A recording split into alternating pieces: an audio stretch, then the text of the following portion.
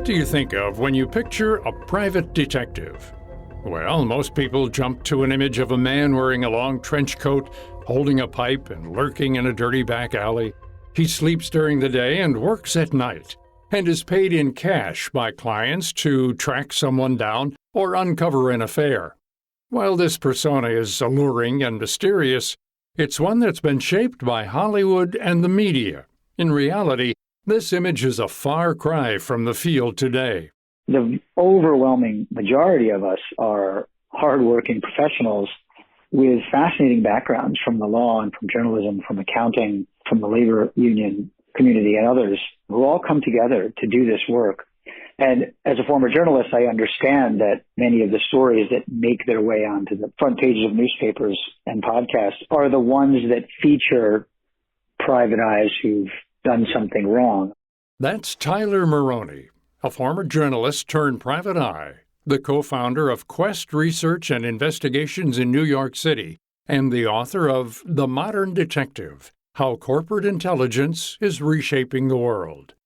While most in his line of work try to follow their moral compasses, he admits that there is a dark side to the industry as well. The company, Black Cube, is a secretive international investigations group run by ex-military and intelligence officers with ties to the Israeli government. Mulroney says that Harvey Weinstein enlisted Black Cube and other firms to dig up compromising information on dozens of alleged female victims and the journalists reporting on their stories in an effort to silence them.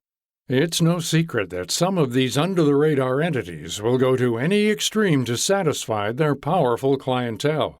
There are many more examples over the years, including private detectives who have paid off friends on the police force to give them private information, or an increasingly growing cadre of hackers who are essentially hired to hack into emails and other sources of data and provide those to their clients. And I would just say quickly that sometimes those people are called private detectives, and I would simply say they're not. They don't deserve to be mentioned in the same breath as the work that we do.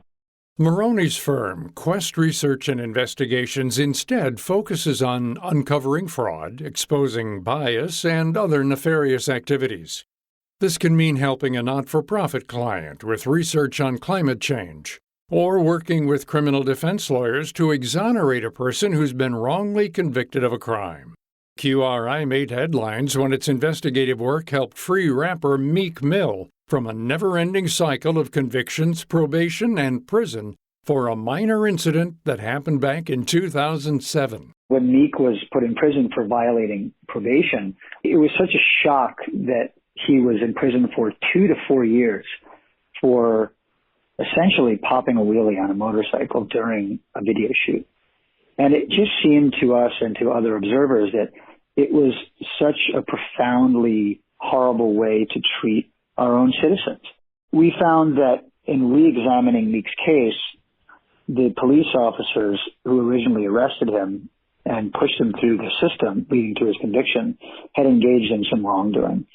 So we were able to take a look at this entire proceeding, which lasted 10 years, from arrest to conviction, to appeals, to probation, to imprisonment again, and examine the entire criminal justice system through Meek's case, using the skills of a private investigator. And these skills are widely applicable. Most of the cases Maroney and his team of investigators handle are in a corporate setting. It can mean working with a company to help them vet the executives of a business they want to acquire, or as an outside third party looking into possible internal fraud.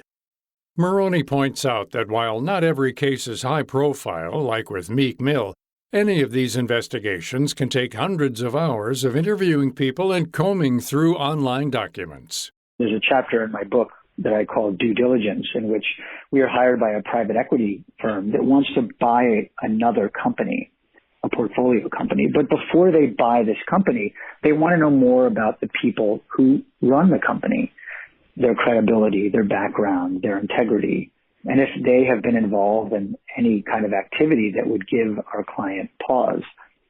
And in fact, in this case, we found enough information to persuade our client to not move forward with the acquisition, because we found out that the person on whom we were conducting a background check had lied about his name and had been involved in a fraud that he had tried to cover up previously.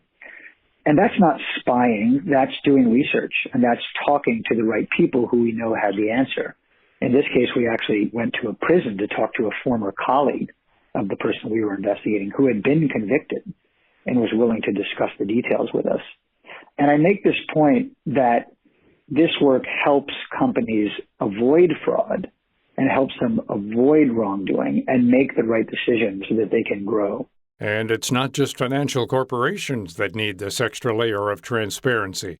With our large reliance on technology today, the amount of disinformation online is overwhelming, and sometimes it takes a trained eye to sort through what's fake and what's not.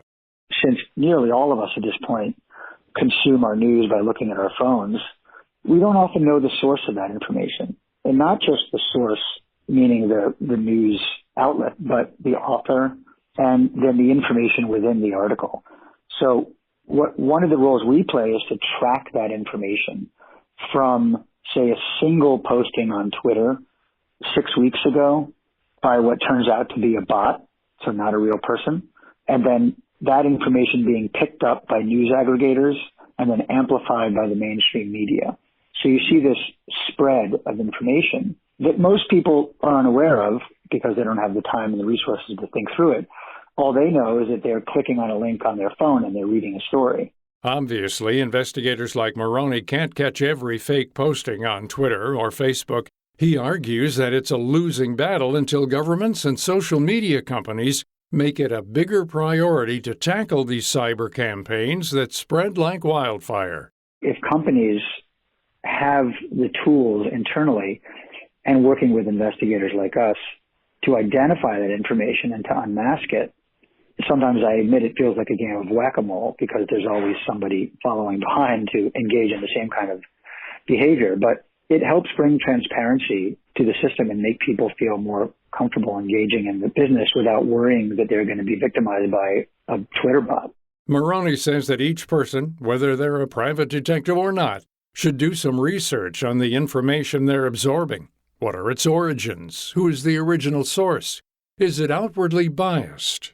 If people can take away from my book the lesson, not just that private detectives play a crucial role, but that learning information about who you work with and where you operate and the importance of technology and science and doing work to benefit the public interest, then I've succeeded in some respects.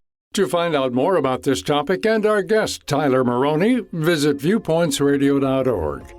The segment originally aired in October 2020 and was written by executive producer Amira Zaveri. Our studio production manager is Jason Dickey. I'm Gary Price.